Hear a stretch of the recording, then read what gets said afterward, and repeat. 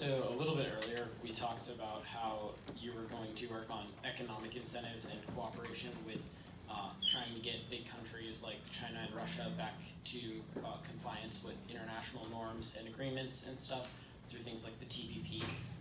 External to those economic incentives and programs, what would your presidency do to overcome like historical barriers or like just like decades of tensions that come from like U.S. involvement in areas around China and Russia and our alliances with like certain adversaries of those countries like Ukraine, Taiwan, Japan?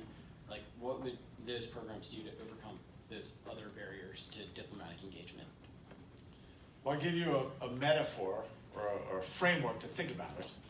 At the end of World War II, and I'm not sure we're doing a good enough job to educate our children of what World War II was like. So my mother's first husband died at the end of World War II. But more importantly, every single person in the United States knew multiple people that died in that war. I mean, every town was ravaged by the losses of that war. And everybody, even people who weren't fit to go fight, put their heart and soul because it was our freedom for this country.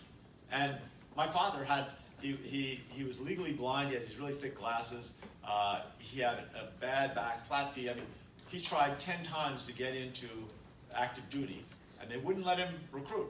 They cut him down every time. He was in Cincinnati, Ohio. His older brother went and fought in Europe. His middle brother went and fought in the Pacific, and he couldn't fight. So he worked at a place called Wright Aeronautical, and he worked for 1,100, I think it was 1,160 consecutive days, 8-hour shifts. So 7 days a week, 3.5 years, as long as they were fighting, he was going to keep working. That was how passionate people were.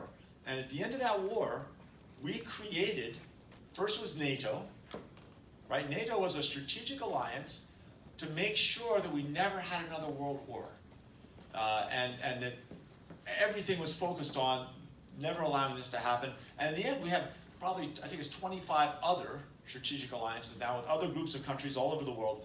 And the basic premise of all of them is that we need to keep the world safe, that a worldwide conflagration is just impossible to conceive of if you're realistic. And so what President Trump is doing right now, pushing us to the brink in one crisis after another, is the opposite of what our greatest generation imagined when they created NATO and began this sequence of strategic alliances.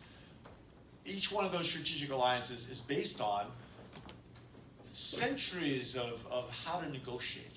And how do you align your self-interest with other countries? Where can you give? Where do you take? And it takes pre-existing relationships with, if we have an alliance with an enemy of China, we have to recognize what those tensions are.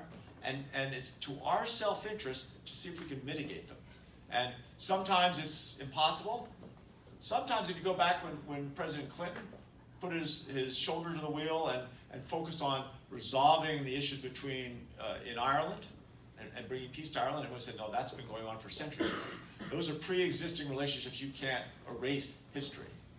Well, you can't erase it, but you can have people absorb it and help change the way they adapt to that history in a way that's peaceful.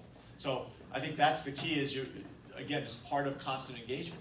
It takes more will, more time, more effort to immerse yourself in the reality of these other countries and help them work out their quarrels, because in a funny way, their quarrels are going to affect us directly or indirectly, whether we like it or not. Is that good enough?